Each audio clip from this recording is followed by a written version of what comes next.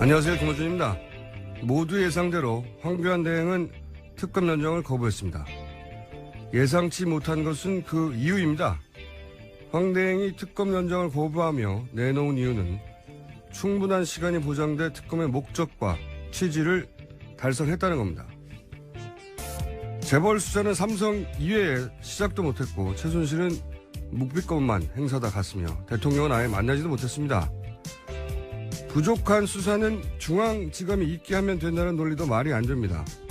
목적을 달성했으면 부족한 수사가 없어야죠. 특히 국정 안정을 위해 특검을 종료했다는 대목은 우습기까지 합니다. 수사를 하다 말면 국정이 안정됩니까? 국정이 안정이 되는 게 아니라 범죄 혐의자들 안심이 되겠죠. 권력의 눈치를 보지 않고 죄값만 따지는 특검은 헌정사상 처음입니다. 이런 특검을 이대로 끝낼 수는 없습니다. 김호준 생각이었습니다.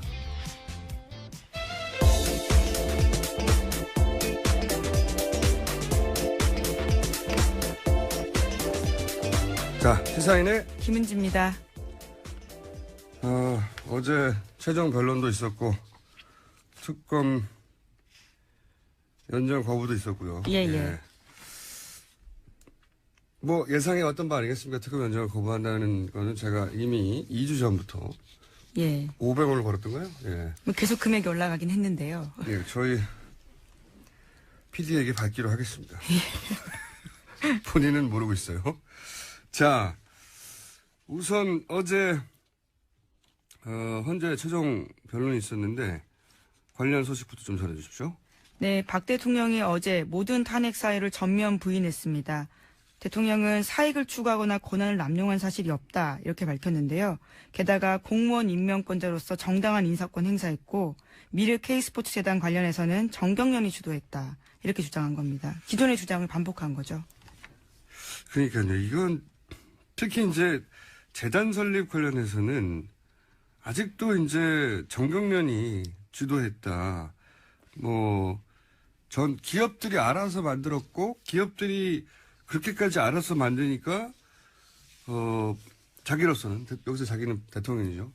대통령은 고마움까지 느꼈다고. 근데 이건 말이죠. 너무나 많은 사람들이 너무나 많은 정황과 너무나 많은 자료 증언으로 그게 아니라고 얘기를 했잖아요. 네, 심지어 안종범 전 수석이 헌재에 나와서요. 대통령 지시였다 이렇게 밝혔습니다. 안종범 수석도 얘기했죠. 그리고 이제 정경련도 나와가지고. 네. 정경련 이승철 부회장이요. 예, 최순실 씨 재판에 나와서 그런 이야기를 했었죠. 처음에는 이제 정경련 주도를 했다고 했다가 나중에는 청와대에서 그렇게 요청을 받았다고. 네. 요청이라기보다는 압력을 받아서 할 수 없이 무서워서 했다고 그렇게. 나중에 진술을 뒤집었잖아요. 이거 다 청와대 지시로 했다고. 네, 심지어 인터뷰까지도 청와대 지시로 했었다. 뭐 이런 이야기를 했었죠. 그리고 그때 정경련이 불러서 그 자리에 참석했던 기업인들도 와서 얘기를 했어요. 무슨 내용인지 모르고 불려가서 돈을 내라고 해가지고 불만을 토로했고, 그리고 돈을 내고 나서 이 돈이 어떻게 운영되는지, 어떻게 사업은 구성이 되고, 사람은 누가 일을 하고, 들어본 적이 없다고. 네, 심지어 미르 K스포츠 재단 속에서 한 2줄 정도밖에 적혀 있지 않는데, 그냥 내라고 해서 냈다라는 거죠.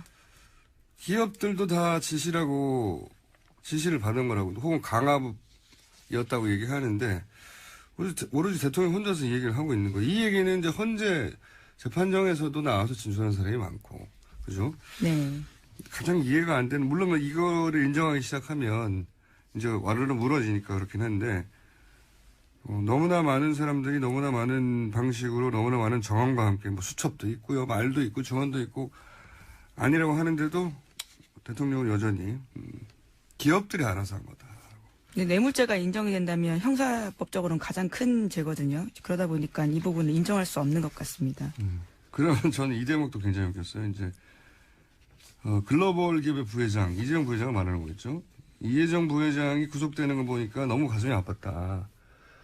이 대목이 왜 재밌냐면 파하하 저는 웃었던데 예를 들어서 지금 이재용 부회장이 영장 심사 받을 때 친박단체들이 그 앞에 몰려가가지고 막 응원했잖아요. 송조기 흔들면서. 네, 태극기와 성조기를 흔들었었죠. 송조기를 흔드는 것도 웃겼지만 저 이재용 부회장을 친박단체에 가서 응원하는 게 너무 이상했어요. 논리적으로. 왜냐하면 이재용 부회장 삼성의 입장은 박근혜 대통령이 자기들을 협박했다는 취지거든요. 예, 강요당한 피해자다라는 거죠. 그러니까 삼성의 주장, 이재용 부회장의 주장의 핵심은 아니 박근혜 대통령이 자기들을 협박해가지고 협박범이죠. 예. 예, 그 논리면.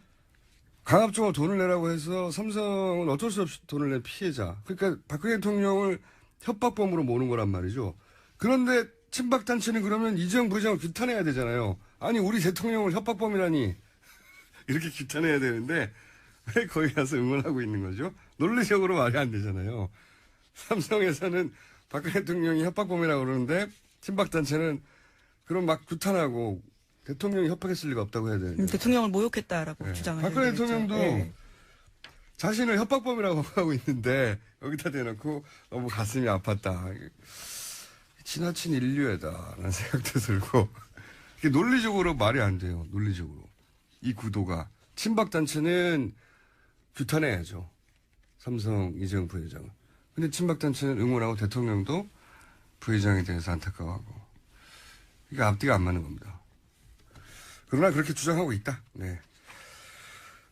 그리고 현재 재판장에서 대통령 변호인단들이 화제가 된 게 한두 번은 아니지만 최후 진술도 화제가 됐어요. 그죠? 네, 어제도 마찬가지였는데요. 이왕좌왕 사분오열한 모습 보였습니다. 이정미 재판관이요. 마지막으로 대표 대리인 외에도 진술할 분 있냐 이렇게 변호인들한테 물었거든요.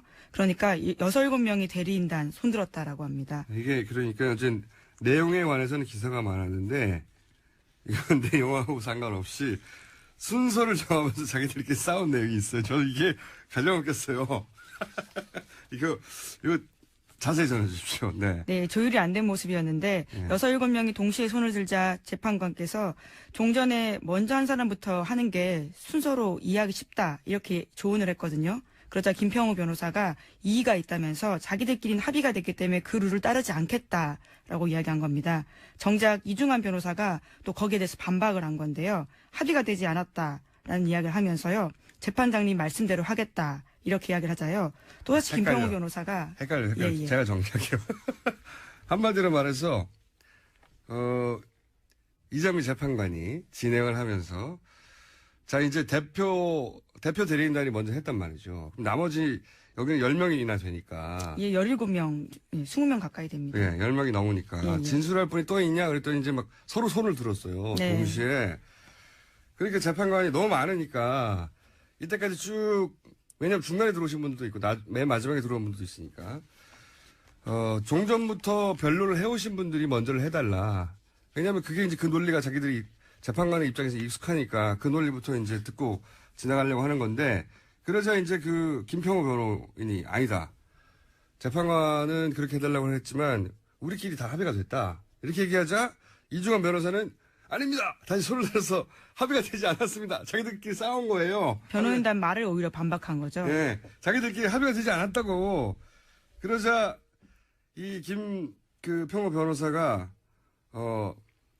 시체말로 짬밥순으로 하자고. 네, 사법 연령 순으로 하자. 사법 연수원 졸업 순으로 하자라는 네. 건데요. 그러니까 이제 나이를 밀고 나간 거죠. 나이를 밀고 나가자.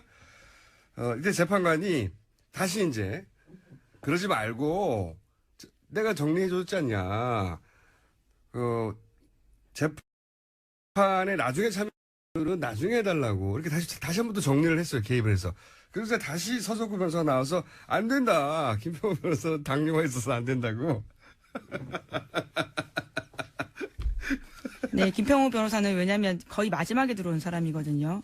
그렇기 때문에 아니, 이정미 재판관 순서대로 하면 가장 늦게 해야 되는 내용을 들어갔죠. 떠나서 이게 너무 웃겨요. 자기들끼리 먼저 하겠다, 나중에 하겠다, 합의가 됐다 그러고 합의가 안 됐다. 변호사들끼리 싸운 거예요. 그리고 그거를 이정미 재판관이 이제 정리를 해줬거든요. 2번이나. 근데 또 말을 안 들어요. 당뇨도 있다 그러고 사법 짬밥순으로 하자고 하고. 아, 이거 너무 웃깁니다. 변호인단끼리는 보통 얘기를 하고 나오거든요. 그렇죠. 원래 통상은 그런 방식인데요. 이번 헌재 재판에서는 그러지 않았습니다. 서로 각기 다른 주장을 하기도 하고요. 모순된 주장을 하기도 하고 했습니다. 서로 충돌하는 주장도 해요. 예, 변호인단끼리. 예. 누구는 기각해달라고 하고 누구는 각하해달라고 하고 굉장히 의견이 달랐습니다. 희한합니다. 김평우 변호사는 또 이제 변론을 하다가 재판관을 향해서 해야 되잖아요. 변론은 당연히 왜냐하면 판결은 재판관이 되니까 재판관을 향해서 호소를 하는 거거든요. 이러이러한 법 논리가 있다고 법리를 다투는 건데 이분은 거꾸로 카메라를 보고 했어요. 네네. 뒤에 있는. 이분도 재밌습니다. 다 정치를 하시려고 하는 분들이 이제 재판의 변론을 카메라를 보고 하는 분은 제가 처음 들어봤는데 근데 나중에 이제 이정미 재판관이 이제 제지를 했죠. 자기들 좀 보고 해달라고요. 예. 재판관을 보고 변론을 하라고. 이게 헌재 카메라가 맨 뒤에 있거든요. 네, 헌재 재판과 홈페이지 가면 볼 수 있습니다. 그 영상. 홈페이지 가시면은 지금까지 있었던 변론들을 다 볼 수 있어요. 그래서 헌재 이제 방청석 맨 뒤쪽에 카메라가 전체를 보는 멀리 카메라가 한 대 달려 있는데 그러니까 방청석을 보고 거꾸로 서서 한 거예요. 변론을. 참 재밌습니다. 그 내용 이전에 내용은 이제 오늘 나오실 게스트들과 얘기하겠는데 형태가 너무 재밌어요. 예. 길이길이 역사에 남아서 회자될 거라고 봅니다. 자, 다음 뉴스는요. 네, 특검이 어제 대통령 대면 조사가 불발된 이유를 공개했습니다. 조사 과정에서 녹화를 거부했기 때문에 안 됐다라는 건데요. 대통령 쪽이 계속해서 이를 거부했다라는 겁니다. 대면 조사 안 한다고 제가 이게 750원 걸었었는데 750원이면 하도 많이 걸어가지고 어쨌든 이게 다 저희 PD한테 받을게요.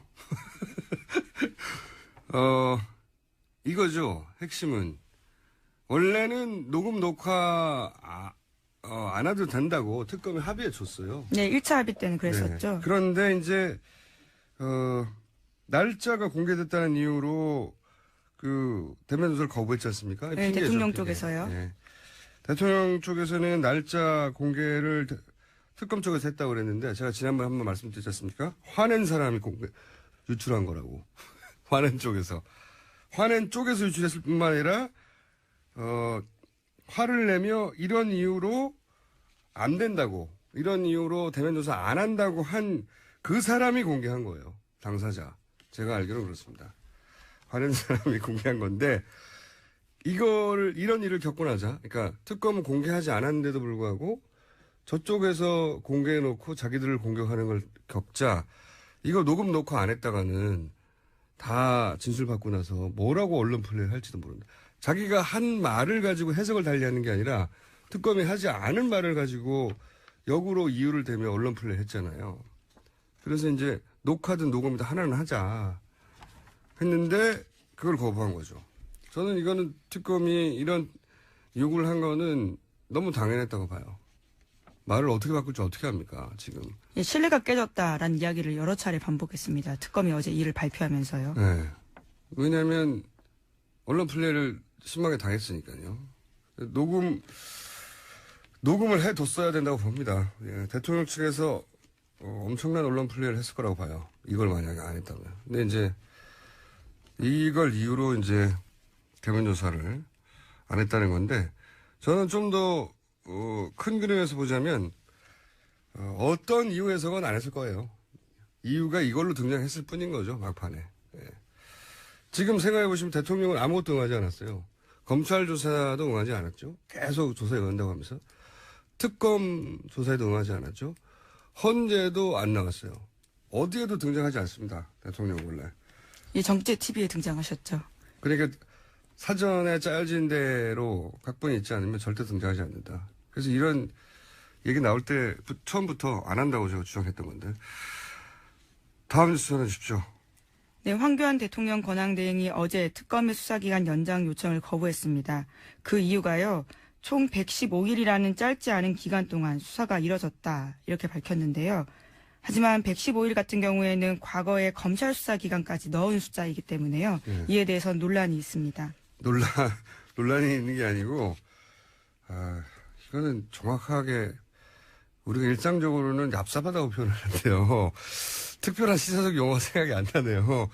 아니, 뻔히 알면서 70일이라는 건 특검 기간이 앞에 검찰이 수사한 기간을 여기다가 산입한 거죠, 산입. 알면서 이러는 거거든요. 예. 특검을 연장할지 말, 왜 특검 이전에 검찰 조사 기간을 여기다 집어넣어가지고 115일이라고 주장합니까? 특검은 70일이었는데. 다른 편 생각나세요? 전 얍삽하다 말고는 표현 안 나는데. 이렇게 하면 안 되죠. 이렇게 115일이라고 하면은 이미 뭐 인상으로는 굉장히 길게 한 것 같잖아요. 뻔히 알면서 이러는 거죠, 일부러. 그 제일 저는 말이 안 되는 논리가 조기 대선을 치르면 이 특검 영향을 미칠 수 있기 때문에. 예, 그런 이야기를 하고 있죠. 이 논리대로면 검찰 수사도 하지 말아야 되는 거예요. 예. 그렇죠. 이후에 검찰 수사도 멈춰야 된다는 논리로까지 갈 수 있는 말입니다. 그리고 이제 조기 대선을 치를 경우에 특검이 불리한 영향을 미친다는 거 아니겠습니까? 그런 뉘앙스로 보이죠. 그렇죠. 예. 어디에 불리한 영향을 미치냐면은 자유한국당에 미치겠죠. 거꾸로 선거에 영향을 주려는 거죠. 특검은 특검을 조사할 뿐인데 그게 자유한국당에 불리하면 안 된다고 하는 게 정치적인 거죠, 이게. 거꾸로. 하여튼 어쨌든 거부는 할 거라고 예상하고 있었지만 이런 이유를 댈 거라고는 제가 생각 못했어요. 예. 충분히 조사되었다. 충분히 조사되었으면 다 끝났어야죠. 예, 하지만 정유라 씨 수사는 아예 하지도 못했고요. 덴마크에 계속 있어서요. 하지도 못한 게 너무 많죠, 사실. 예. 예. 나머지 재벌그룹 수사도 아예 못했습니다. 알겠습니다. 자, 다음 뉴스. 어제는 대부분 이 뉴스가 넘쳐나가지고, 그죠? 네네. 또 어떤 뉴스가 있습니까? 네, 이영선 행정관에 대한 구속영장이 기각됐습니다. 법원에서는요, 구속의 사유와 필요성, 상당성을 인정하기 어렵다 이렇게 밝혔습니다. 막판에 구속영장 2번 연속으로 기각이 되네요. 네, 새로 오신 영장 판사분들이 예, 부담이 없나 봐요, 이제. 자, 그런데 이영선 행정관 관련해서는 사실 드러난 혐의가 너무나 명백한데 말이죠. 네, 게다가 오늘 아침에도 동아일보 기사로 또 하나 떴는데요. 최순실 씨가 이영선 행정관이 개통해준 차명폰으로 해외에 나갈 때 항상 챙겼다라는 겁니다. 최 씨는 사적인 일로 해외 나갈 때도 차명폰을 꼭 챙겨서 청와대 연락처를 유지했다라는 겁니다. 근데 뭐 차명폰이라고 이제 언론들이 얘기하는 게 대포폰이에요. 차명폰이. 네, 그렇죠. 예. 어감 때문에 차명폰이라고 쓰는데 대포폰을 이용한 상대가 대통령이었다는 거 아닙니까? 통화 상대가. 네, 기록을 확인해 보면 그렇다라는 거죠. 네. 그러니까 대통령하고는 언제든지 통화가 되는 상태로 유지되고 있었어야 한다는 거고. 많은 분들이 그런 얘기를 했죠. 사태 초기에 박근혜 대통령은 중요한 결정을 혼자 내리지 못하고 의사결정을 내리지 못해서 안전부절하다가 어디론가 가서 통화를 하고 나서 이때까지 회의했던 것하고 정반대 결론을 얘기하기도 하고 쭉 내부 회의를 하다가 갑자기 통화하고 나서는 정반대 얘기를 한다는 거죠. 딴 이야기를 한다는 거죠. 자기가 주장했던 내용을 뒤집어서 다른 내용을 말하고 해서 당황했다. 예, 전효욱 전 의원이 그런 증언을 한 바 있습니다. 그런 얘기를 했었는데 그러니까 본인이 결정하지 못한다는 거죠. 아무것도. 그러니까 꼭 통화를 하고 나서 결정했는데 그 상대가 최순실 씨였다는 거는 이제 우리가 최근 몇 개월 사이에 알게 된 거죠. 하나 정도 더 할 수 있을 것 같습니다. 하나. 네, 광복회가요, 특정 이익을 위한 태극기의 무분별한 사용이 우려가 된다라는 입장을 밝힌 건데요. 시위에서 태극기 도구로 사용하고 재판장에서 난데없이 태극기 펼쳐드는 행위에 대해서 일종의 경고를 한 거죠. 알겠습니다. 자, 경고할 만한 자격이 있는 분들이죠. 오늘 여기까지 하겠습니다. 시사인의 김은지였습니다. 감사합니다. 이제 현재 탄핵 결정까지 길어 2주 남았습니다. 어제 특검 연장을 황대행이 거부한 직후 민주당, 국민의당, 바른정당, 정의당 4당 원내대표는 특검을 다시 이어가는 방안을 찾기로 합의를 했고 특검 연장을 거부한 황교안 대행을 탄핵하자는 데는 바른정당이 불참하는 것으로 잠정 결론을 냈습니다. 바른정당의 향후 2주간에 대해서 남경필 경기도지사와 짚어보겠습니다. 안녕하십니까, 지사님. 네, 안녕하세요. 예, 오늘은 대선 후보로서가 아니라 이제 바른정당의 유력한 정치인으로서 한 2주간에 대해서 얘기를 해보겠습니다. 현안이 많지 않습니까? 네, 맞습니다. 예, 우선 특검을 새로운 법안을 만들어서라도 연장하겠다고 어제 이제 사당이 합의를 했는데, 네. 그러면 이제 3월 임시국회를 열어야 되는데, 예. 이 의사 일정에 자유한국당이 합의를 안 할 것 같은데요? 어떻게 보십니까? 그러니까 지금은 선택은 직권산정이에요. 그죠? 정균환 의장께서 정세균이요. 네. 예. 정균환 아니고요. 정세균 우리 네네. 의장 죄송합니다. 이 시계가 한 20년 전으로 돌아갔네요. 네. 정세균 국회의장. 네. 특검법을 위한 직권산정 하시면 되죠. 그게 지금 뭐 말씀은 뻔한 얘기입니다. 지금 하면 돼요. 근데 보니까 할 생각이 별로 없으신 것 같아요. 지금. 그런 부담이 큰 것 같은데. 뭐 부담은요. 뭐 결단이죠. 맞습니다. 그건 저희가 정세균 국회의장과 어떻게든 전화 연결을 해서 한번 여쭤보고 올 텐데. 아니 근데 정세균 의장도 그렇지만 야당도 예. 지금 민주당도 의지가 없는 것 같아요. 민주당도 의지가 없는 것 같다. 예, 이거 자. 뭐 지금 다들 정치적으로 계산하고 있거든요. 네. 계산할 때 아니다. 지금은 법대로 하고 권한대로 하고 어느 게 옳은 길이냐를 따져서 하면 되지. 지금 요 국면에서는 바른정당이 제일 잘하고 있는 것 같습니다. 그래요? 네. 그게 그렇지만 않다는 걸 제가 지금 얘기해 볼게요. 네, 토론 한번 해보시죠. 예, 우선 야 사당 의석수면 당연히 이제 임시국회 소집하고도 남는데, 그러니까 말씀은 네. 자유한국당 빼고 네. 뭐 자유한국당이 새누리당 시절에 단독 국회 소집해가지고 진행한 적도 많죠. 그러니까 야 사당이면 의석수도 충분하니까 소집해서 직권 상정하자 이런 말씀이신 거죠? 한마디로 요약하면. 그렇습니다. 네. 이 특검법이 얼마나 중대한 일이냐에 대한 판단에 대한 여부인데요. 네. 충분히 직권 상정할 만한 사안이라고 생각을 합니다. 그러니까 직권 상정이 되면 바른정당은 당연히 찬성하는 거죠. 네네. 그렇습니다. 근데 이런 건 어떻습니까? 만약에 직권상정밖에 없다고 하기 전에 네. 그 법사위를 통과하면 직권상정 없이도 되는데, 바른정당 소속의 권성동 법사위원장은 합의가 있어야 된다고 얘기하지 않습니까? 이게 물론 원론이긴 합니다. 원론이긴 한데 예. 이거는 바른정당 내에서 예를 들어서 당론으로 정해서 통과시킬 수도 있지 않습니까? 직권상정 얘기. 아니 그거는 본회의 가면 예. 그 본회의 직권상정 권한은 의장한테 있으니까요. 예. 권한이 있는 의장께서 하시면 되고 뭐 권성동 그 위원장이 직권상정하는 건 아니잖아요. 직권상정은 하지 않지만 법사위를 통과하면 그냥 상정할 수 있죠. 그 법사위 간사가 반대하고 있잖아요. 제 말이 그 말입니다. 그러니까 법사위 간사가 자유한국당이라는 얘기죠. 물론 그렇긴 한데 예. 바른정당도 지금 부담이 돼서. 바른정당 입장은 분명합니다. 이 특검법 상정이 되면 예. 당연히 찬성한다. 그 네. 찬성 권한은 우리 정 의장님께 있으니까 네, 의장께서 상정하시는 게 맞다. 다른 얘기가 없습니다. 예. 예, 물론 저도 최후의 방법 그거밖에 없다고 생각하는데 그 이전에 예.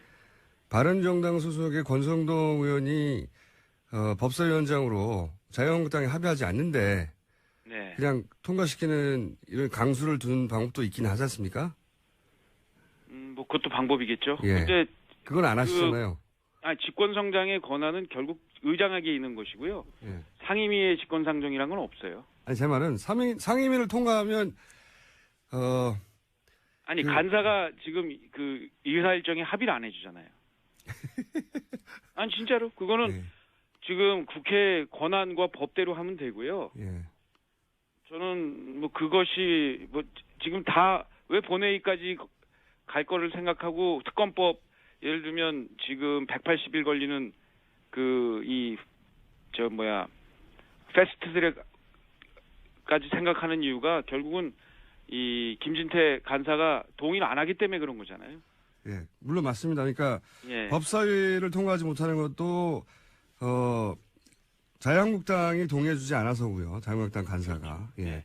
자유한국당이 동의를 안 해줘도 할 수 있는 방법은 본회의 직권상정이라는 거죠. 그렇죠. 근데 이제 직권상정을 정 의장이 망설이는 것도 원내대표들이 합의를 안 했기 때문에, 못했기 때문에 자유한국당이 동의를 안 해줘서. 그러니까 자유한국당이 동의를 안 해줘서 못하고 있는 이유는 자유한국당이 동의를 안 해줬기 때문이라는 이유를 대는 것은 법사위나 직권상정을 하지 않는 국회의장이나 마찬가지라는 말씀을 제가 드린 건데, 여하간 네. 최종적으로는 국회의장이 직권상정하는 카드밖에 남지 않았다는 거고요. 그죠? 네, 그렇습니다. 그리고 직권상정이라도 해서 통과시켜야 된다는 입장이신 거고. 그렇습니다. 예. 그러면 이제 바른정당이 단체로 정세균 국회의장 찾아가서 직권상정하라고 퍼포먼스도 하고 그럴 필요도 있지 않습니까? 왜냐면. 네, 그렇게 말씀드릴게요. 그 좋은 말씀이네요. 네.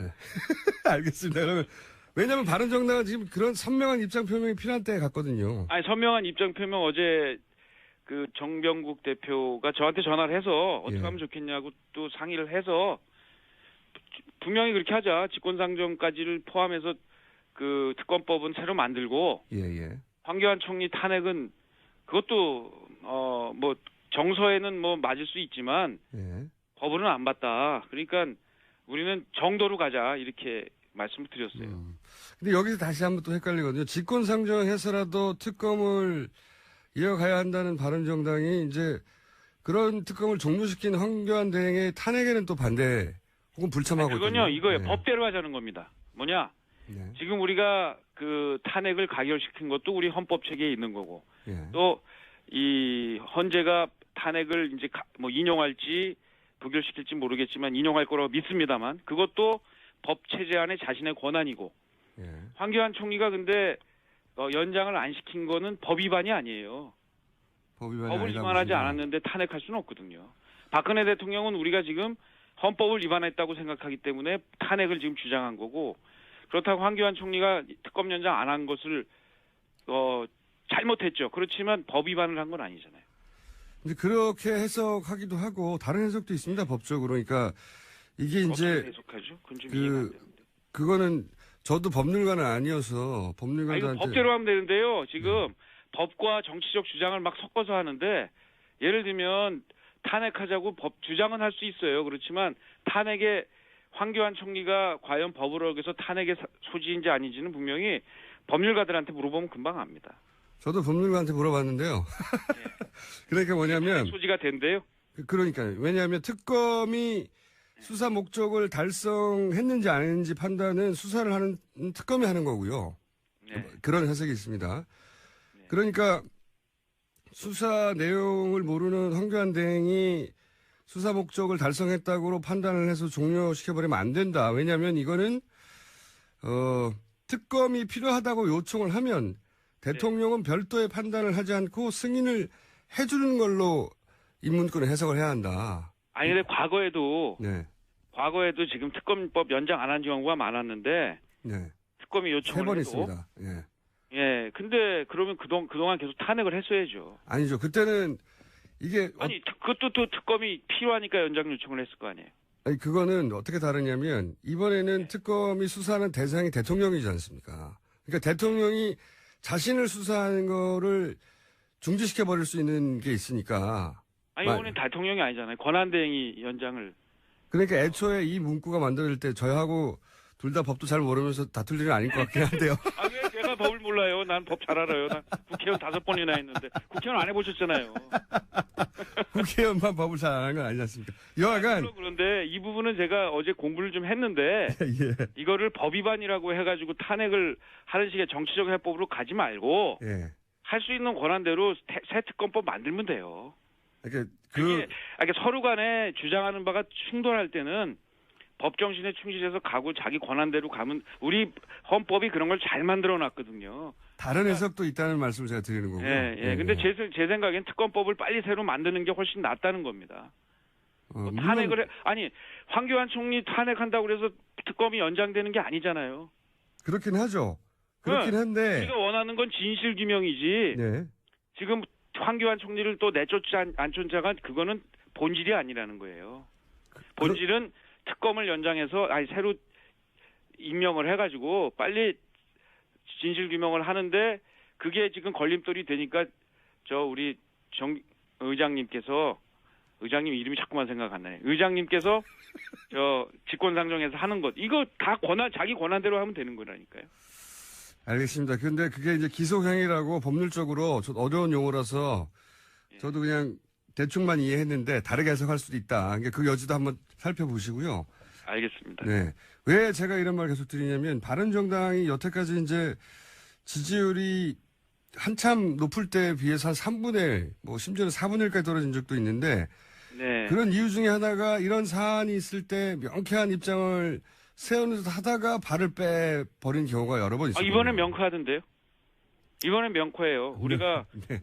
그 민주당의 뜻을 따를 필요도 없는 거고 그렇다고 자유한국당하고 확실히 다르고 이거는 바른정당만의 명쾌한 입장입니다. 법대로 해라. 예, 무슨 말씀인지 알겠습니다.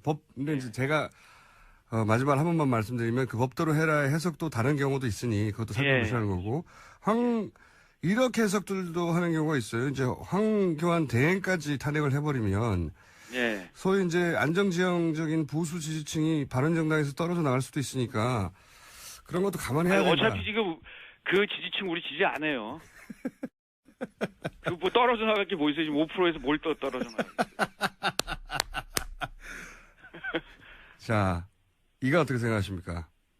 그 말씀 동의하고요. 그러니까 지금 우리는 거기 기웃거려서 안 돼요. 근데 기웃거리는 분들도 있긴 있는 것 같아요. 그죠? 당내. 그거 뭐 개인을 다 어떻게 하겠어요. 뭐 보수단이라 하고 자꾸만 그러는데 그 기웃거려서 될 일이 아니거든요. 저도 동의합니다. 네. 근데 이제 자유한국당하고 손을 잡을 거면 뭐하러 나왔냐는 거죠. 네. 그냥 있지. 그 지사님은 자유한국당하고는 어떤 연대도 없다고 이제 주장하시는 거죠? 자유한국당이 정말 뭐 거의 해체하듯이 그 안에 있는 친박 세력들 다 징계하고 내쫓고 이러면은 그때는 생각해 볼 수 있지만 이름 바꾸고 3명 뭐 대강 이렇게 어림어림 징계했다고 해가지고 그게 새롭게 바뀌었다고 한 다음에 다시 손잡자고 하면 그게 도대체 우리가 왜 태어났습니까? 스스로 부정하는 것이. 유승민 의원이 특히나 좀 입장이 다른데, 그죠? 도대체 이해가 안 돼요, 그건 저도요. 당에서도 그거 하지 말자라고 다 했는데, 토론 때만 나가서면 그 얘기를 하시거든요. 제가 웬만하면 그 얘기 하실 거면 그냥 다시 돌아가십시오라고 얘기했는데, 돌아가지도 않으시고 계속 얘기를 하시니까 도대체 이해가 안 됩니다. 대구 뭐 정서 때문에 그런 건지 좀 이해가 안 돼요. 그 며칠 전에도 다시 우리 비상시국 회의 만나가지고 다 지도부하고 모여 앉아가지고는 더 이상 그 얘기는 하지 말자. 이건 우리 당론이고 우리가 아예 우리의 그 태생의 정체성의 문제니까 이 문제는 다시 거론하지 말자라고 했는데 어제 또 관훈토론 가서 그 얘기를 하셨더라고요. 저희가 유승민 의원도 모시고 그 얘기를 여쭤보긴 하겠지만 이게 반복적으로 나오는 데다가 이게 이런 얘기 나올 때마다 지지율이 처음 나왔을 때 크게 한번 떨어졌던 걸로 기억하고 그죠? 같은데도 계속 하는 이유가 뭘까요? 모르십니까? 저도 이해를 좀 물어봐 주세요. 우리 김어준 선생님 그런 거 잘하시잖아요. 알겠습니다. 저도 궁금해서 토론을 좀 제안하는데도 토론도 안 되고 그러니까 뭐 3자를 토론시켜 주시든지 좀 답답합니다. 저도 그렇다고 뭐 어떻게 뭐 입을 막을 수도 없는 거 아니에요. 뭐 마스크를 씌울 수도 없는 거고. 유승민 의원과 그 남지사님 두 분을 저희가 한꺼번에 모시면 나오시는 거죠? 그럼요. 그럼 한 분 확보했고. 자, 그럼 저희가 유승민 의원과 얘기가 되면 모시기로 하고, 이거 어떻게 보십니까? 요즘 이 친박단체들 집회가 도를 넘어섰다. 이거 수사 대상이다. 라고 생각하는데, 어제 또 경찰청장은 수사 대상까지는 아니다. 이렇게 얘기를 합니다. 이 바른정당이면 이런 발언에 대해서 아주 단호한 입장을 내놔야 되는 거 아닌가요? 그러니까 뭐 이제 테러 가능성 뭐 이런 거에 대한 거죠. 그런 것도 있고 예를 들어서 뭐 박영수 특검을 아주 특정해가지고 그 집 앞에 몰려가가지고 방맹이로 휘두른다든가 뭐 사진을 불태운다든가 하는 것은 직접적인 유해가 아니더라도 상당히 스트레스를 받고 무서울 수 있지 않습니까? 실제 가족들을. 그럴 수 있죠. 이런 얘기를 그냥 더 해야 되나요? 안 했으면 좋겠어요. 뭐 법으로 뭐 처벌한다기 이러기 전에 그런 거 안 했으면 좋겠는데 계속 한다고 그러면 뭐 그 협박 이런 거 될 수 있겠죠. 저도 사실은 정치하면서 협박 많이 받아봤는데 네. 괴롭습니다. 사실 가족들도 괴롭고요. 그렇죠. 정치인들이 어쩔 수 없다. 누가 몽둥이 들고 서 있다는 제보도 많이 듣고 했는데 사실 무섭죠. 저보다는 가족들에 대한 위해 이런 것들은 그건 테러 집단이나 하는 짓이기 때문에 그런 거 필요하다면 처벌해야죠. 정치인들은 뭐 어쩔 수 없는 면이 있지만 박영수 특검은 정치인도 아니지 않습니까? 더군다나 지금 정치인은 왜 어쩔 수가 없어요. 정치인도 가족들이 인권이 있죠. 아니 제 말은 정치인들 숙명 같은 부분이 있긴 한데 예, 지금 검사를 위협하는 거거든요, 이게. 맞습니다. 예. 이건 수사를 방해하는 행위고요. 잘못된 행위죠. 정말 그거는 그런 얘기를 계속해서 한다면 예. 그건 뭐 당연히 범법 행위죠. 자, 가짜뉴스 역시 이게 수사 대상 아닙니까? 맞습니다. 예. 이런 거 제가 보기엔 바른정당에 치고 나와서 가짜뉴스, 말씀이네요. 예. 예. 또는 뭐, 오늘 회의 가가지고 우리 김어준 선생 제안이라고 우리 한번 받아보자고 얘기할게요. 정말 좋네요.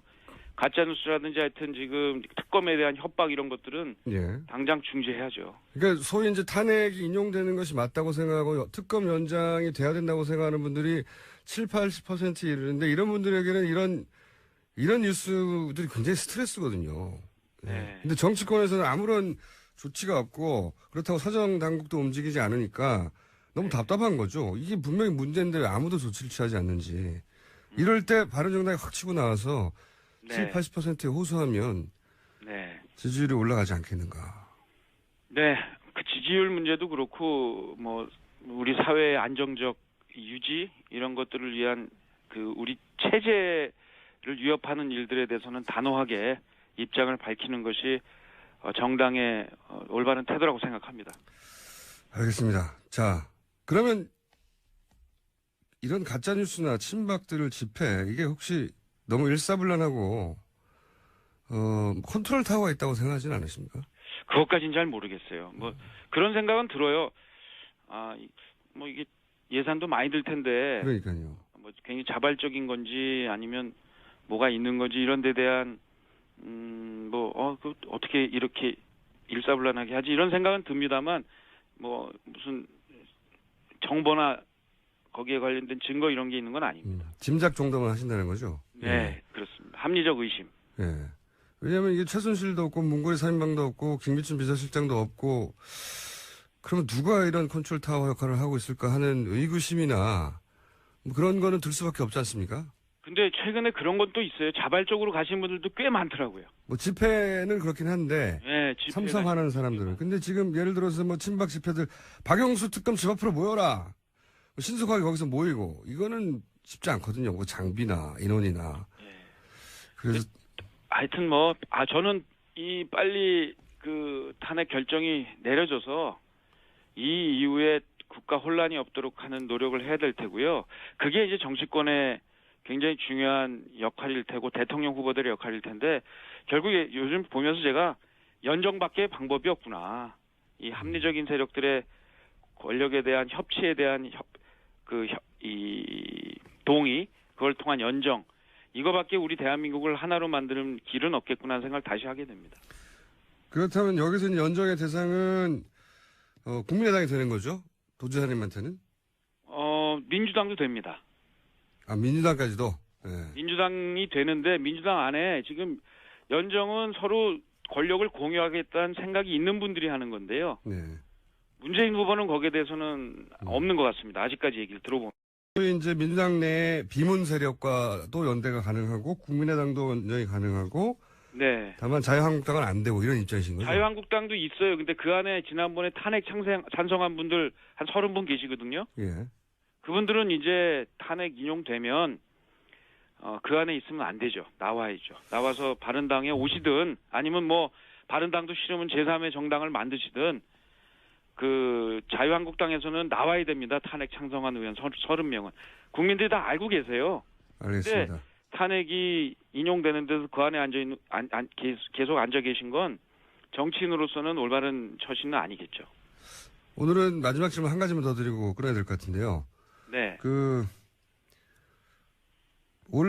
분명한 주장을 하시는데, 그리고, 유승민 의원의 지지율 하락에 영향을 준 이제 자유한국당과의 이제 단일화 이 얘기에 대해서도 단호하게 비판을 하시는데 네. 그런데 왜 본인의 지지로 움직이지 않을까요? 그게 저도 궁금해요. 근데 그런 얘기를 했어요. 그 샤오미의 레이준 회장이 예. 돼지도 예.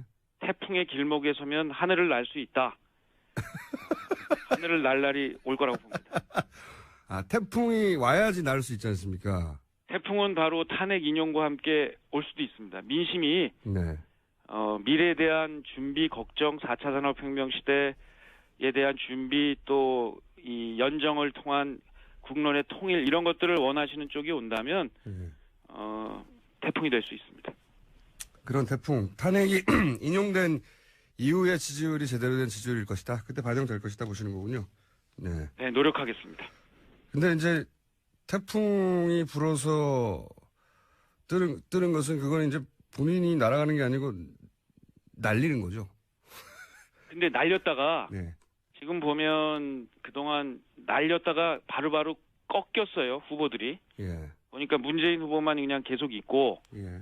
나머지 날았던 후보들이 이제 다 많이 추락했는데 본인은 아니다. 계속 날 수 있느냐는 본인의 철학, 정책, 행동 이런 것들이 하나로 모아져서 국민의 뜻에 맞으면 계속 날겠죠. 맞습니다. 실력 없으면 계속 그냥 떨어질 겁니다. 저는 근데 사례는 바꾸셔야 된다고 보는 게 돼지는 날개가 없거든요. 예, 추락합니다. 잘못합니다. 김어준 날개를 좀 달아주십시오. 오늘 여기까지 하겠습니다. 네, 즐거웠습니다. 정세균 의장님한테 몰려가시기 바랍니다. 네, 감사합니다. 네, 감사합니다. 네, 지금까지 바른정당의 남경필 경기지사였습니다. 오프 더 레코드. 오늘은 시간이 좀 짧아서 미니로 진행하다가 혹시 재밌으면 3부로 이어질 수도 있습니다. 하영 기자 연결됐습니다. 안녕하세요. 네, 안녕하세요. 한겨레 하호영 기자입니다. 자, 안희정 캠프의 마크맨으로서, 최근에 이제 지지율이 하락하고 있잖아요. 네. 예. 내부 분위기를 일단 총평해 주세요. 어떻습니까? 뭐 일단 밝다고 할 수는 없는데요. 예. 그 내부에서는 그 여론조사와 현장 분위기는 좀 다르다. 예. 일단 이렇게 이야기를 하고 있고요. 그게 다르다는 게 무슨 다만 얘기죠?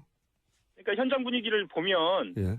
여론조사가 주춤하는 것보다는 여전히 바람을 타고 있다. 아하. 이렇게 이야기를 하죠. 특히나 이제 핵심적으로 경선에서 중요한 지역인 호남, 예. 그리고 본인의 지지 기반인 충청 지역에서는 여전히 굳건하다라고 이야기는 하고 있습니다. 다만 좀 더 속을 들여다보면 실제로 메시지의 조정은 있어야 하는 거 아니냐, 이런 이야기는 좀 하고 있고요. 그게 이제 그 지지율이 뭐 20%대였다가 뭐 18%대였다, 한 2% 정도 전체적으로 차이 나는 거 가지고는 사실은 그 사람들을 만나서는 감지할 수가 없죠. 예. 그 정도 그렇죠. 차이는. 예. 예. 그래서 그냥 그 느낌인 것 같고, 그죠? 과학적인 데이터가 아니라. 근데 지금 각종 여론조사에서 지속적인 상승세였다가 이게 정체 내지는 하락 국면에 들어간 것만은 사실이거든요. 확실한. 사실이죠. 확실한 데이터로 입증이 되는 것. 지금 이제 기자들 향해서 자신있게 얘기하는 거 말고 내부 실제 분위기 있지 않습니까? 이게 따로따로 만나서 얘기할 때. 그렇죠. 걱정이, 요체가 뭡니까? 이렇습니다. 그러니까 정권을 잡은 이후에 본인의 비전에 대해서 이야기를 했다라는 겁니다. 그렇죠. 말씀드리자면 대연정이라든가 아니면 사드 배치의 신중한 태도는 여러 가지 그 국제적인 문제라든가 아니면 국내 정치적인 상황에서 정권을 잡은 이후의 비전, 본인이 안정된 이미지, 안정된 태도를 갖고 있다는 걸 얘기를 했단 말입니다. 그런데 지금 현재 상황에 대해서는 본인도 분명하게 이 국정농단의 책임을 져야 그 박근혜 대통령에 대한 책임을 묻는 것이 가능하다라고 생각은 하고 있거든요. 근데 그런 것들이 제대로 전달되지 않았다라는 거예요. 그것에 대해서 전략 수정이 좀 필요하다. 안 그러면 지지율이 좀 심각해질 수도 있다. 이런 내부 분위기도 있죠. 특히나 호남에서는 실제로 아까 제가 애초에 말씀드린 캠프에서 인지하고 있는 여전히 현장 분위기는 좋다. 이거 말고요. 제가 호남에 좀 연락을 해보면 그쪽에서는 이래요. 그러니까 안희정 캠프 관계자들을 좀 만나면 지지를 하겠다라는 의사를 표명하고 문재인 전 대표 캠프 쪽을 만나도 그렇게 이야기를 하는 경우들이 있어요. 그러니까 그 사이에서 고민을 좀 하는 분들이 많아진 거죠. 그러니까 이게 과연 안희정 지사 쪽에 유리한 것인가라고 봤을 때는 사실은 그렇지 않죠. 왜냐하면 문 전 대표 쪽은 조직적으로 표를 모으고 있는 상황이고요. 조직이 움직이고 있는 상황이고 안 지사 쪽은 바람을 타고 있는 상황이기 때문에 이렇게 관망세가 지속된다는 거는 특히나 지금 탄핵 정국이 어떻게 될지 모르는 상황에서는 굉장히 좋지 않은 상황이라고 내부적으로도 좀 알고 있습니다. 한마디로 이제 인지도는 올렸는데 네. 내부 경선에는 오히려 거꾸로 불리해지고 있는 거 아닌가, 이게 이제 냉정한 분석일 것 같은데. 네, 맞습니다. 예. 내부적으로는 그런 분석이 없나요? 내부적으로도 분석은 있죠. 그런데 네. 그런 분위기가 전달되는 것 자체가 사실은 본인들이 앞으로 선거를 유지하는 데 있어서 굉장히 좋지 않은 상황이거든요.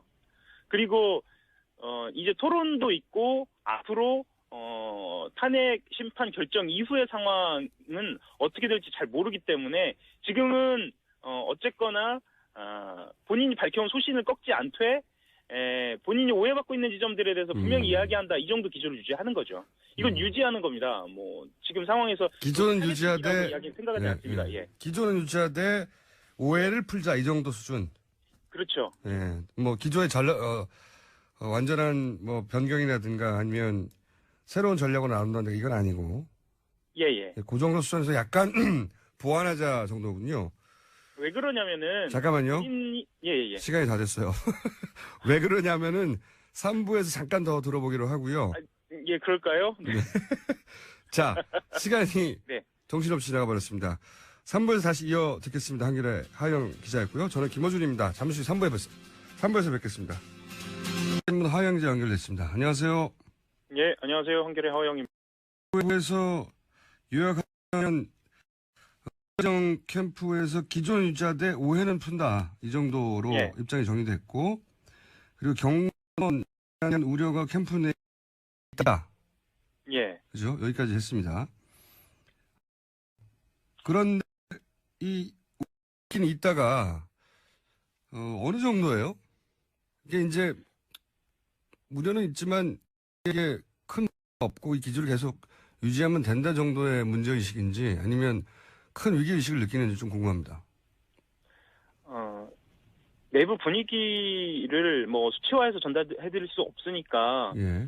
정확하게 말씀드리긴 좀 어려운데 뭐 큰 위기의식이라기보다는요. 네. 내부 캠프 분위기는 일단 그 안희정 지사에 대한 신뢰가 굉장히 높아요. 이건 당연한 이야기겠지만 네. 안희정 지사 스스로 이것을 풀어나갈 수 있겠다라는 신뢰가 굉장히 높고요. 그리고 일단 3일에 있을 토론회, 그러니까 다음 달 3일에 있을 토론회에서 이 부분에 대해서 좀 집중적으로 언급을 하겠다. 그리고 3월 1일 날 3.1절 행사에서 지금 민주당 경선 후보 중에 자기 메시지를 낼 수 있는 위치에 있는 사람은 안희정 지사가 공식적으로 있습니다. 왜냐하면 충남에서 네. 그 3.1절 행사를 할 때 또 3.1절에 맞는, 그리고 자기의 정견에 맞는 그 메시지를 낼 수 있기 때문에 이 두 번의 모멘텀으로 좀 메시지에서는 조금 그 오해를 풀 수 있지 않을까라는 그런 생각을 갖고 있어요. 제가 아까 말씀드리다 말았던 부분은 어떤 부분이냐면요. 그 중도층을 공략하고자 했던 그 중도 통합 전략의 소신에 대한 이야기였는데요. 예. 그것에 대해서 직접적이고 본질적인 수정이 있으면 지금까지 불었던 바람이 급속도로 잦아들 우려가 있거든요. 그리고 그건 그렇죠. 예. 그래서 전략 수정은 하지 않겠다. 그리고 이것은 소신이다라고 계속 밀어붙이고 있는 상황이고요. 이것은 또 단순히 안희정 지사의 고민만은 아니고요. 민주당의 고민이기도 합니다. 민주당도 지금 사상 최고치, 근래에 50% 가까이 간 적이 있었는지는 잘 모르겠습니다만 어쨌거나 없어요. 사상 최고치를 기록한 예. 것은 안희정 지사의 공이 크거든요. 그리고 그렇죠. 외연확대, 한마디로 말하면. 예.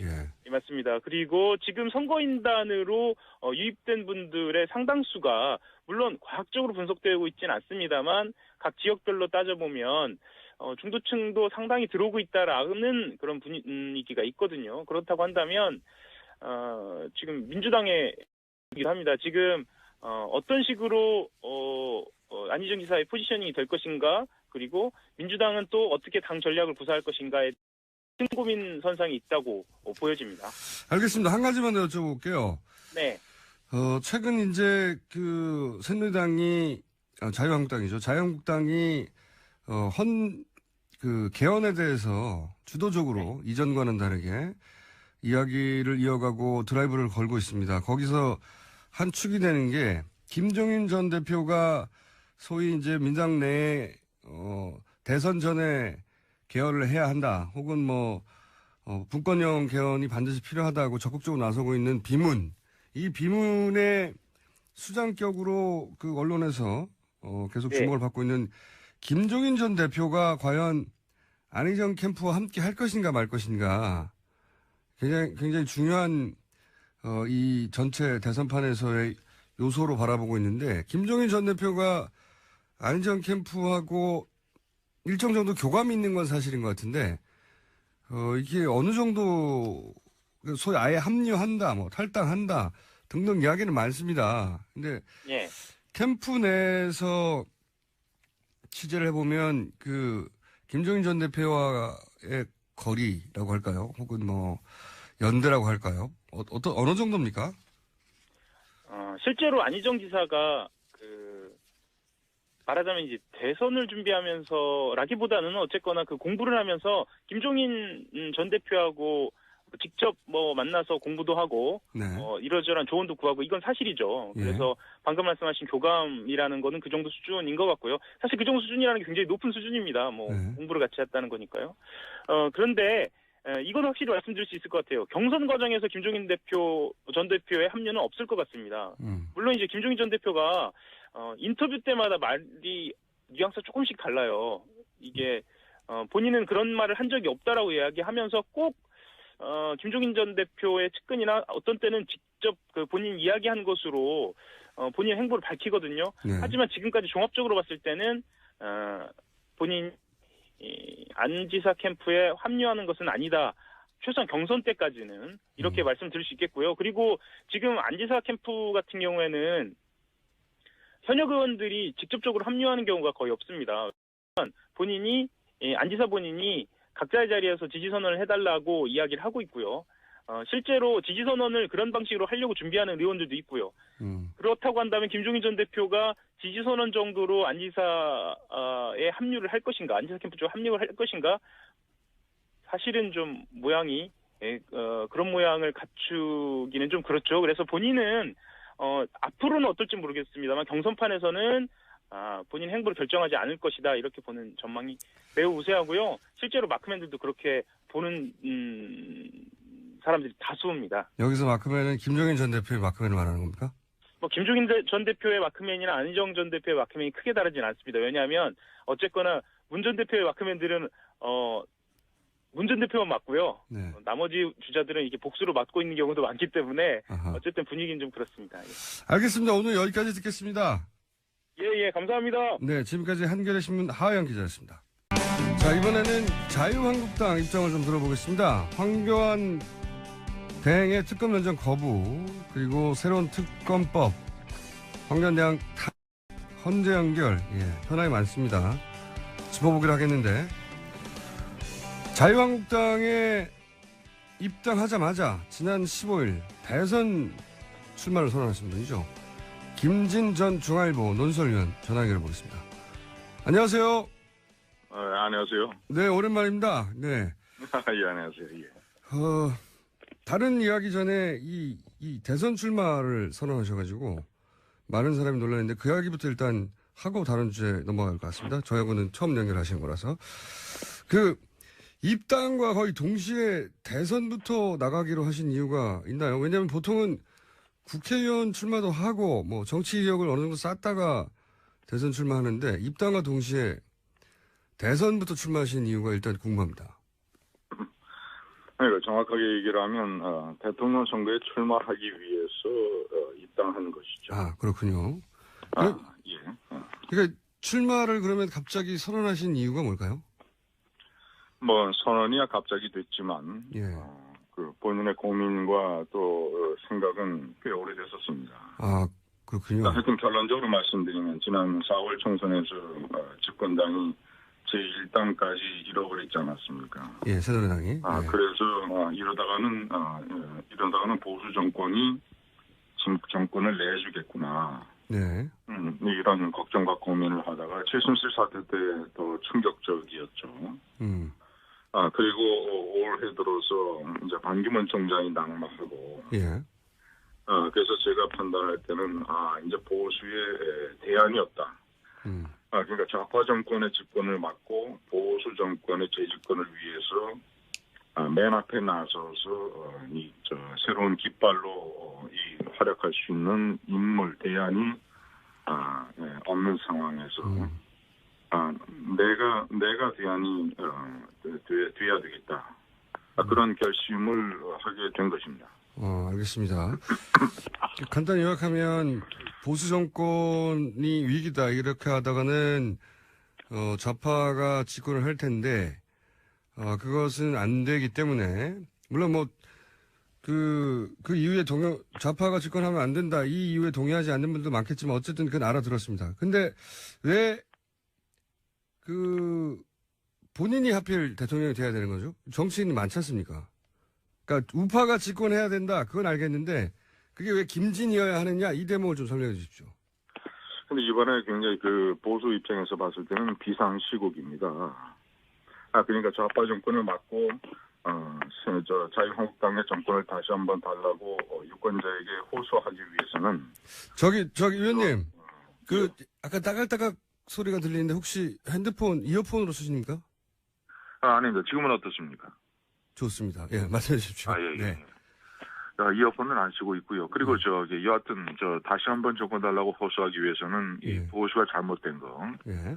예를 들면 무능하고 부실한 최순실 사태의 잘못, 기타 이 패거리 의식 그리고 패권주의 이 다툼 이런 보수의 잘못을 대대적으로 기억을 해서 새로운 보수를 유권자 앞에 내놔야 되는데 새로운 보수. 그런 개혁 작업은 과거의 잘못된 정치에 깊숙이 연관되어 있는 예를 들면 다선 의원이라든가 또 여러 번 출마를 한 사람이라든가 하여튼 현재의 보수 정치권에서 중요한 역할을 담당하고 있는 사람들, 기존의 정치인들은 현실적으로 그런 개혁 작업을 할 수가 없습니다.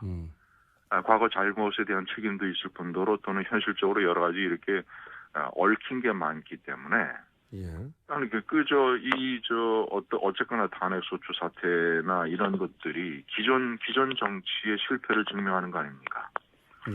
그러면 기존의 이 잘못된 과거 정치로부터 100% 자유로운 새 인물이 제가 자유한국당뿐만 아니라 여야 대통령 선거판을 통틀어서 유일한 뉴페이스 새 인물입니다. 완전한 새 인물이죠.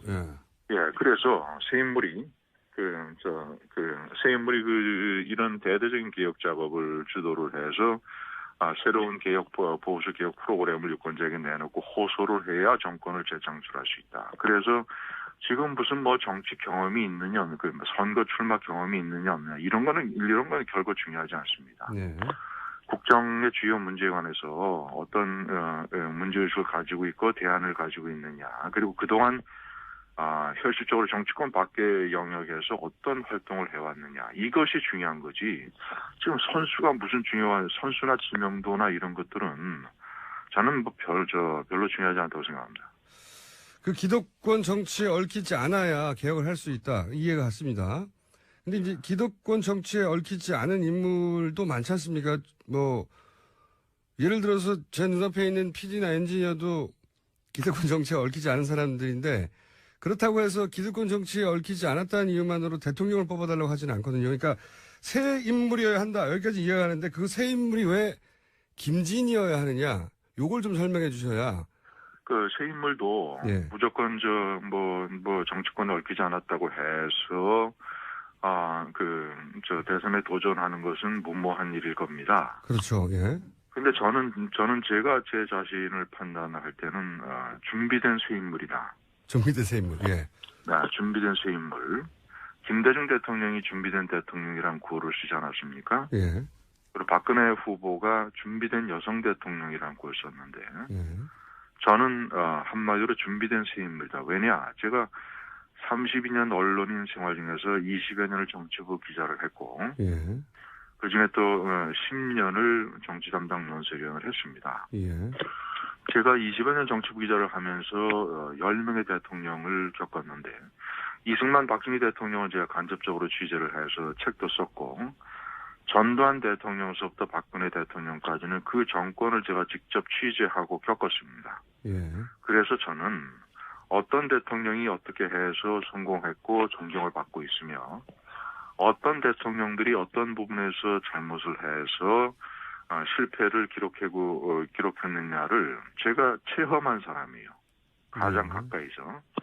그래서 그 정권의 속속들이 그런 성공과 실패의 메커니즘을 잘 알고 있고 특히나 제가 10년 논설위원 할 때는 사설과 칼럼을 쓰고 TV 토론에 나와서 얘기했는데 그 중요한 주제가 뭐 대통령뿐만 아니라 여야 정치 권력이 잘못한 것을 비판하고 대안을 제시하는 일이었습니다.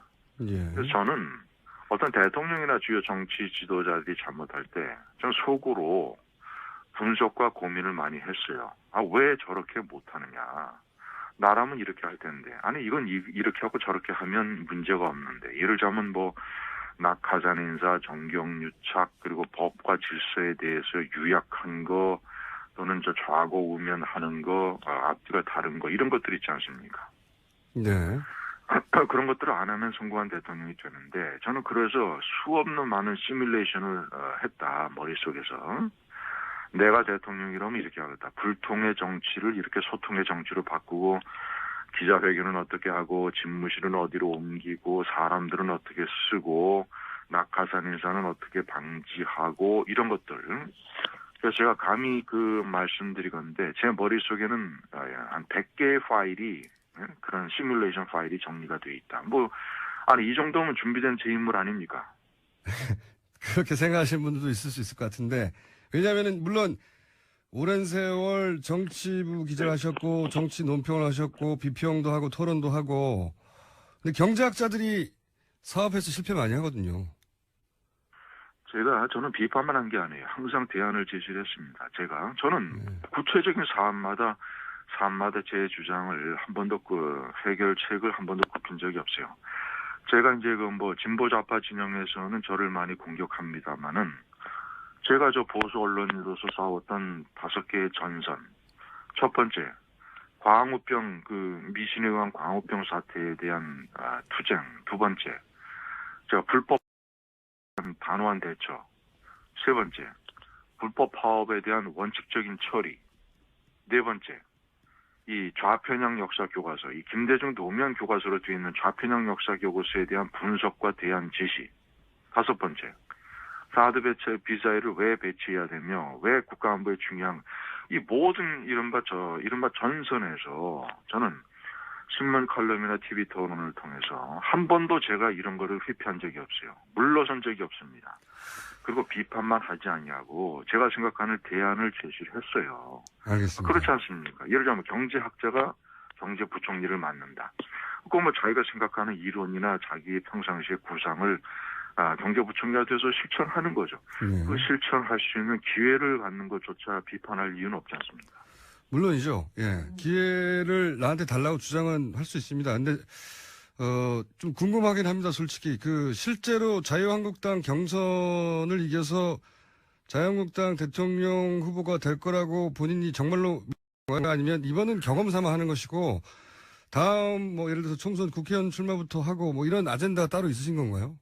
저는 경험 삼아 출마하지 않았습니다. 제 나름대로 치열한 고민과 치밀한 계산으로 출마를 했어요.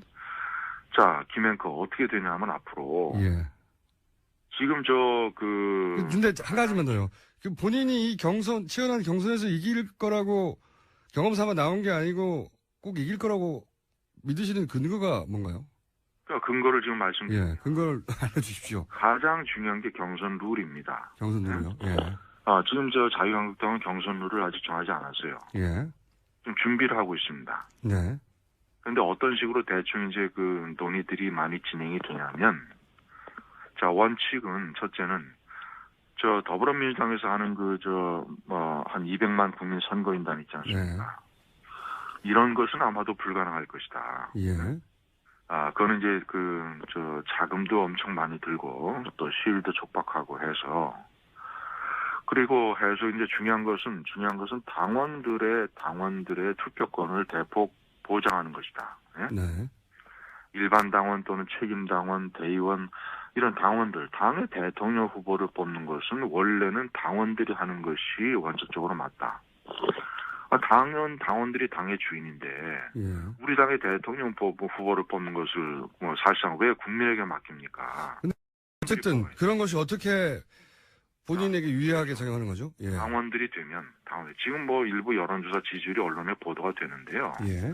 그 일반인들이 하는 여론조사 지지율이라고 하는 것은 지명도, 인지도, 이름이 얼마나 알려졌느냐 이런 것이 크게 영향을 받습니다. 예. 대통령 선거에 여러 번 출마하고 도지사, 당대표, 의원 지내고 현재 국무총리하고 하는 사람들의 지명도나 여론조사 인기도가 좀 높을 수밖에 없잖아요. 예. 저는 TV 토론에 자주 나왔습니다만은 그 정도는 한계가 있는 거죠. 그런데 문제는 뭐냐면 예. 국민들을 상대로 하는 여론조사를 하는 게 아니라 당원들을 상대로 하는 투표로 하게 된다면 예. 자유한국당의 당원들은 거의 저를 다 알아요. 네. 그리고 저에 대해서 관심이 많습니다. 그동안에 10년 활동을 통해서. 예. 그러면 가장 중요한 것은 투표를 하는 사람들이 투표를 하는 대상에 대해서 잘 알고 어떤 그 열정적인 의지를 가질 때 제대로 된 투표 결과가 나옵니다. 그러면 지금 저까지 출마 선언한 사람이 4사람인데 앞으로 홍준표 경남지사, 김관영 경북지사, 현재 그렇게 해서 선언을 하면 6명입니다. 김문수 전 지사까지 하면 7명. 한두 명 더 한다고 해도 7, 8명이 되는데 그런 사람들을 놓고 당원들이 투표를 할 때 김앵커 한번 생각해 보십시오. 김앵커가 당원이라면 네. 어떤 기준을 가지고 투표하겠습니까? 어떤 기준을 가지고. 예를 들어서 자기가 속한 지구당의 국회의원이나 당협위원장이 저 사람 좋으니까 저 사람 찍으라고 한다고 찍겠어요? 그리고 저 사람은 여러 번 출마했으니까 그리고 저 사람이니까 그리고 저 사람은 현행 도지사니까 그런 기준으로 김앵커가 당원이라면 찍겠습니까? 그런 기준으로 찍지는 않겠지만 그렇다고 토론회에 많이 나왔다거나 언론사의 간부였다고 찍지도 않을 것 같은데요. 아니, 그런 이유로 찍는 게 아니라 당원들은 어떤 이유로 찍느냐. 어떤 사람이 그동안의 경력에서 이 보수적인 가치를 지키기 위해서 일을 했고 그리고 어떤 사람이 우리 당의 대통령 후보가 돼야 본선에서 이겨서 좌파 정권을 막을 수 있겠느냐. 본선 경쟁력을 중요하게 생각할까? 그러니까 본선 경쟁력이 본인이 높다고 주장하시는 거의 핵심을 말씀해 주셔야 사람들이 설득이 될 것 같은데. 그러니까요. 제가 같은 질문 계속 드리는 건데. 예. 제 얘기가 아니라 당원들 얘기입니다. 당원들이요? 당원들이 말이죠. 우선은 첫째는 보수의 개혁 보수의 이미지가 있어야 된다. 그러려면 새 인물이어야 된다. 새 인물. 그런데 새 인물이라고 해서 무슨 정치권에 몸담지 않았던 연예인이나 학자 이런 사람이 아니라 하여튼 10년 동안 정치를 공부한 사람. 그리고 10년 동안 아까 제가 말씀드린 5개의 전선에서 본인의 투쟁을 증명했던 사람. 그리고 이 새 인물이 아까도 이런 비상시국의 정치판에서는요, 항상 난세에는 새 인물을 사람들이 대망합니다. 알겠습니다. 그러면 저희가 아무래도 한 번 더 연결해야 될 것 같습니다. 사실은 현안들 여쭤보려고 그랬는데, 출마 선언을 하신 분이라서 그 얘기를 하다 보니까 이야기가 길어졌어요. 오늘은 그 현안에 대해서 한 가지만 여쭤보고 저희가 조만간 다시 한번 연결하겠습니다. 하실 얘기가 많으신 것 같으니까 이거 한 가지만 여쭤볼게요. 박근혜 가장 중요한 핵심인 것 같아서 박근혜 대통령이 탄핵되어야 합니까? 아니면 탄핵 사유가 안 되는 겁니까? 저의 입장은 저는 헌법재판소의 결정을 기다린다는 겁니다. 물론 그렇긴 한데. 왜냐? 국회가 탄핵 소추한 이유가 헌법 위반 5개, 법률 위반 8개입니다. 사안 하나하나마다 별도로 기소를 해서 재판을 해도 사실관계를 명확하게 규명하기가 굉장히 복잡한 사건이에요. 그런 사건을 예를 들자면 헌법재판관들도 2달 넘게 심리를 해서 결정을 할 수 있는 사안을 어떤 현재 근거로 제가 교통방송 청취자께 이거는 이래서 이래야 되고 저건 저래서 되고 저래야 된다라는 거 얘기할 수 있는 근거가 저는 솔직히 부족하다. 그래서 저는 헌법재판소의 결정을 기다린다는 입장입니다. 너무 복잡한 헌재 판결에 어떤 결과가 나오든 승복하겠다 이런 입장이신 거군요. 말하자면. 그건 당연히 우리 사회가 승복해야 되는 거죠. 예, 승복인데 본인만의 결론은 없으십니까? 이게 탄핵할 만한 사유도 아니다? 저는 그런 결론을 내릴 만큼 예. 13개의 사안에 대해서 지금 정보가 없어요. 사실관계가. 정치를 20년 이상. 사실관계를 모르는데 어떤 판단을 내립니까? 그 오랜 세월 정치를 분석하셨던 분으로서는 입장이 있을 수 있지 않습니까? 아니, 입장과 어떤 어떤 선호도, 입장, 감정, 이런 것 가지고 얘기하기는 너무 중대한 문제 아닙니까? 우선 저는 언론이 가장 중요하게 생각하는 것은 사실관계입니다. 사실관계. 그 사실관계에 대한 내 정확한 진위를 제가 모르기 때문에 내가 헌법재판소나 검사나 변호인이라면 얘기할 수 있겠지만 그거를 그 자세한 내용을 모르는데 어떻게 얘기합니까? 알겠습니다. 시간이 아쉬운데요. 저희가 조만간 꼭 연결할 테니까 나머지 입장을 그때 들어보기로 하고요. 출마 변도 더 들어봐야 되겠네요. 예. 그리고 예. 박근혜 대통령 그 탄핵에 관해서는 헌재 판결을 수용한다. 예. 어떤 결과이든. 예. 여보세요. 예, 오늘은 여기까지 하겠습니다. 다시 예, 연결하겠습니다. 감사합니다. 네, 감사합니다. 예, 감사합니다. 예. 네, 지금까지 김진 전 중앙일보 논설위원이었습니다. 박근혜 대통령을 파면해서 정의를 갈망하는 국민이 승리했음을 선언해주기 바란다. 대통령 탄핵 심판에서 국회 측 최종 변론 내용입니다. 국회 탄핵소추위원 국민의당 김관영 원내수석 부대표 전화 연결해 보겠습니다. 안녕하세요, 의원님. 네, 안녕하세요. 김관영입니다. 네, 국회 탄핵소추위원이시고 탄핵 심판에도 직접 참여하셨는데 어제 이제 최종 변론이 있었습니다. 예. 예. 거대한 사건이어서 이 탄핵 심판을 주도한 분으로서 소위가 남다를 것 같아요. 소추위원으로서 만감이 교차합니다. 그동안 재판부도 공정하고 신속한 재판을 이끌기 위해서 많은 노력을 하셨는데 또 저희는 또 국민의 명령에 따라서 국회에서 의결된 탄핵 소추가 인용될 수 있도록 최선을 다했고 진인사 대천명의 마음으로 결과를 기다리겠습니다. 가장 그동안 속이 탔을 때는 언제였습니까? 대통령 측에서 증인들을 신청을 했는데 신청된 증인들이 대거 불출석하고 예. 또 그 불출석한 증인을 다시 또 기일을 잡아서 별도로 또 소환을 하면서 기일이 계속 지연되는 그런 모양이 벌어졌거든요. 지연술이 뭐 어쨌든 어느 정도 작용을 했죠. 실제로 효과가 있었습니다. 네, 상당히 효과가 있었고요. 또 막판에 또 전혀 그동안 재판에 관여하지 않았던 변호사님 3분이 네. 마지막 재판 3번에 걸쳐서 들어와셔가지고 그 소위 김평우 네. 변호사님을 비롯한 그분들이 그동안 전혀 주장하지 않던 좀 생뚱맞은 주장들을 계속 강하게 하면서 또 재판부를 모독하고 이래서 예. 굉장히 착잡했습니다. 그 생뚱맞은 주장이라고 하는 것들이 이제 소위 말해서 이 헌재 판결 자체를 받아들일 수 없다 아예. 그 전략이 예. 그때부터 바뀌지 않았습니까? 또 한 번.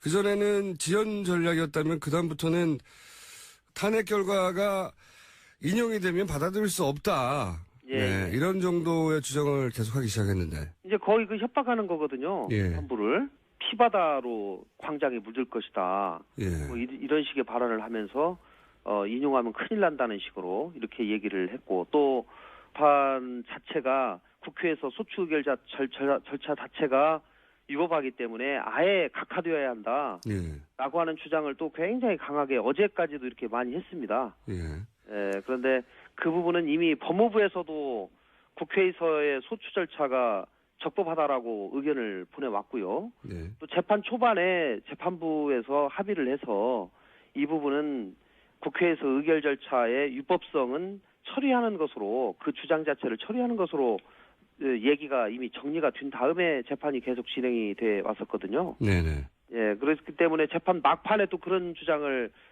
하는 것이 저희로서는 대단히 좀 의아했다 이렇게 말씀드리겠습니다. 대통령 변호인단이 주장했던 마지막 부분에 주장했던 뭐 절차적 문제라든가 하는 것들은 예. 이미 다 클리어된 문제인데 다시 이제 들고 나와서 이상했다는 말씀이신 것 같고 그죠? 예. 대통령의 최후 진술은 또 어떻게 보셨습니까? 뭐 거의 전부 다 부인했는데요, 사실은. 저는 대통령이 마지막에 막 감수했다고 봅니다. 변호사들이 다 쓰고. 네. 그런데 그동안 이미 변호사들이 변론 과정에서 수차례 얘기했던 얘기를 정리해서 대통령의 직접 진술인 것으로 이렇게 했는데 뭐 초지일관 발뺌, 변명 뭐 그런 것이죠. 예. 예를 들어서 이 재단 설립을 본인이 아니라 기업이 자발적으로 했다는 주장은 아직도 하고 있는데요. 예. 그런데 이 대목은 사실 안종범 수석이나 또는 뭐 기업의 관계자들이나 아니면 전경련 관계자나 일관되게 헌재에 나와서 이것은 대통령의 지시였다라고 이야기를 했지 않습니까? 예.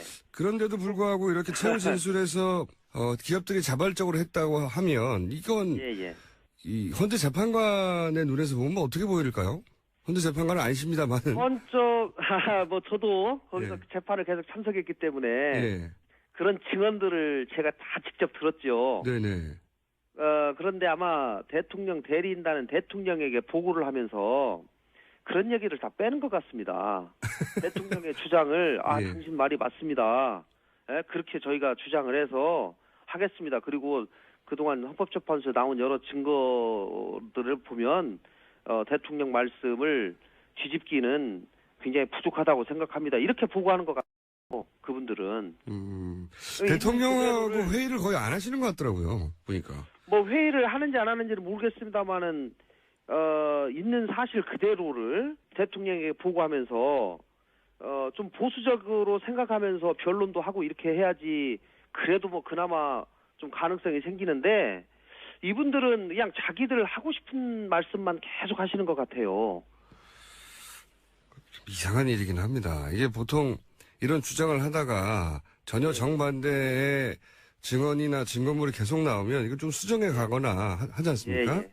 대개 이제 나온 증거는 인정하면서 그것을 해석하는 방식에서 좀 다르게 해석한다든가 뭐 이렇게 하면서 이제 법리적으로 다투는 것이 통상적인 재판 과정인데 뭐 아예 그런 것 자체를 다 부인을 하니까요.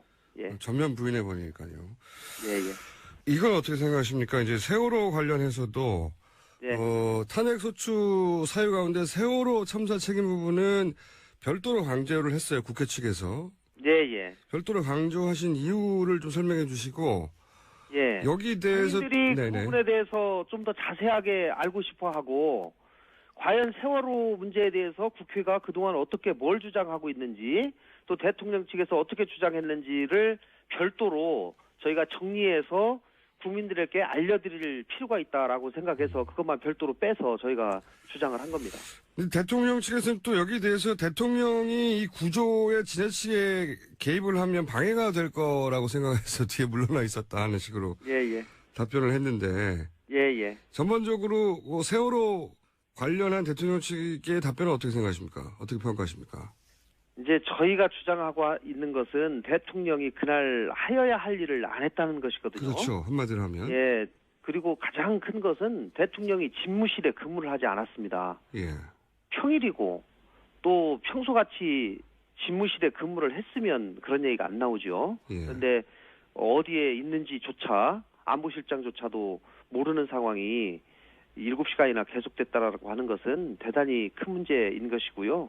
우리 헌법 대통령이 선서를 할 때 성실하게 직무 수행할 것을 선서를 하는데 그 선서를 할 때의 그 맹세를 잃어버린 행동이었다 이렇게 생각을 하고요. 저희는 그 대통령 선서문도 결국 헌법에 명시적으로 나와 있기 때문에 그것도 안 하면 헌법 위반으로 볼 수밖에 없다라고 생각하는 겁니다. 그 황교안 대행이 결국 이제 연장을 거부했습니다. 특검에 대해서. 그러면서 이제 조기 대선에 영향을 미칠 수 있기 때문에 안 된다는 이유도 들었는데. 이 주장은 어떻게 보십니까?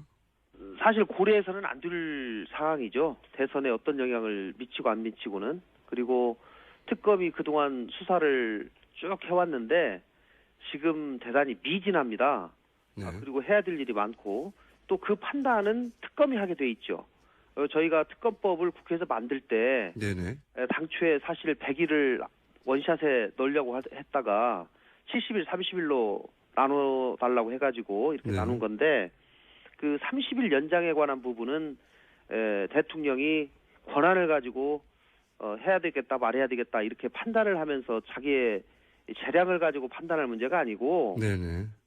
특검이 하다 보니까 30일이 필요합니다라고 네. 해서 요청하면 그것은 그냥 승인해 줘야 되는 기속 재량이라는 그런 측면이 강하다는 것이 대다수의 법률가들의 의견입니다. 당시 새누리당도 당연히 자동으로 연정된다고 했었죠. 그런 의미로 얘기한 건데요, 그때. 예. 네, 제가 그 법안을 직접 만들고 협상을 했기 때문에 네네. 그 당시 사정을 너무 잘 알죠. 네. 네, 그래서 뭐 그 30일 연장 안 되겠느냐 당연히 되는데 새누리당 의원들 좀 설득하기 위해서 70일, 30일로 좀 나눠줘라 이렇게 얘기해서 한 건데요. 어쨌든지 이 대통령 권한대 황교안 대행의 거부는 대통령 보호 또 대통령에 대한 은혜 갚기다. 저는 이렇게 생각을 하고요. 대통령을 특검에서 수사를 하지 못하도록 네. 끝까지 막은 것에 대한 역사적 책임을 져야 될 것이다. 저는 생각합니다. 그래서 이제 황교안 대행의 탄핵까지 이제 야3당은 주장하고 있는데 예. 근데 이런 얘기 있지 않습니까? 지금 대통령도 탄핵 상태인데 권한대행도 탄핵하게 되면 예. 그럼 누가 국정을 운영하냐? 이것은 이렇게 야당이 몰고 가다가는 역풍에 볼 수 있다. 예. 그런 지적도 있습니다. 어떻게 평가하십니까? 황대행이 탄핵하기 전에 대통령 탄핵이 되면 황대행이 탄핵도 되기 전에 그만두고 대통령 출마해서요.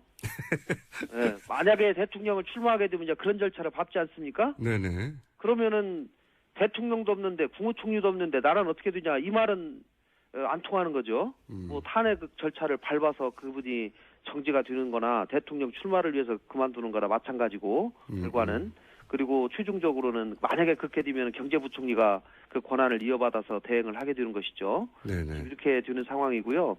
그러니까 물론 뭐 그런 걱정이 일부 있다는 것 저희들도 알고 있습니다. 네. 지나치게 몰아붙이는 거 아니냐. 네네. 나라를 너무 혼란에 빠뜨리는 거 아니냐라고 하는 그런 말씀도 있는데 그것보다는 저희들은 지금 가장 대한민국의 절실한 것은 정의를 바로 세우는 것이다 예. 라고 생각을 하고요. 그동안 황교안 사실 권한대행도 대통령과 같이 일한 공범자입니다. 그런데 그동안 뭐 저희가 나라를 위해서 또 그분이 국회와 충분히 업무를 협조하겠다 이렇게 말씀을 했기 때문에 저희가 지켜본 것이죠. 그러나 그 이후에 청와대 압수수색 과정에서도 내일 아니다 이렇게 얘기하고 또 가장 중요한 이 특검을 마치 자기의 권한인 것처럼 해가지고 이게 거부해버리고 등등 이런 것들은 대한민국 헌정사를 굉장히 훼손하는 것이다 이렇게 생각이 되기 때문에 저희가 불가피하게 탄핵할 수밖에 없다 이렇게 생각합니다. 국정 운영을 이제 황교안 대행한테 맡겼더니 이제 본인의 대선 운동을 하고 있었다 뭐 이런 평가도 있기도 하고요. 그래서 탄핵 그거는 그거는 뭐 국민들께서 판단하실 겁니다. 알겠습니다. 주로 대통령 코스프레를 많이 하고 있다라는 그런 평가들도 상당히 있는 게 사실입니다. 근데 이제 바른정당은 여기서 이제 한 발 물러섰습니다. 특검 연장에 대해서는 연장을 거부한 데 대해서는 비판하지만 탄핵까지 갈 사안은 아니다 이렇게 발을 뺐는데 이렇게 되면 실제 탄핵안을 통과시키는 데까지 갈 수 있을까요?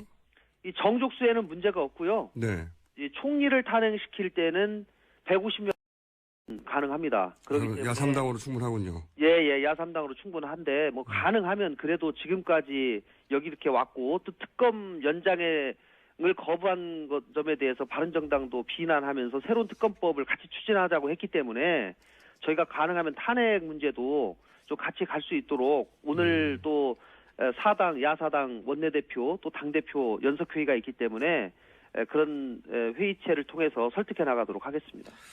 알겠습니다. 자, 그러면은 이제 남은 방법은 3월에 임시국회에 열어가지고 새로운 특검법을 만들겠다.